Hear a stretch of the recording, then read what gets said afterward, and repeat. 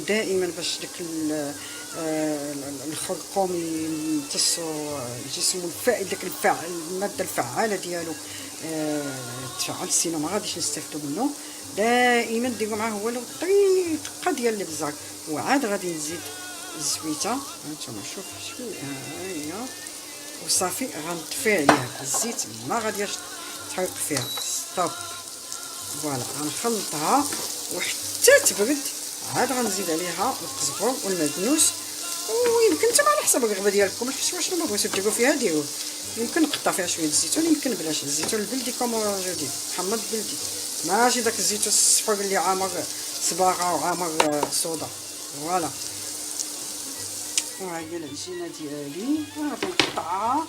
غادي ندير لكم واحد الطريقه راكم غتشوفوا سهله اللي يقدروا الوليدات يديوها معاهم للمدرسه. المهم غادي تقطعوا كويرات، غادي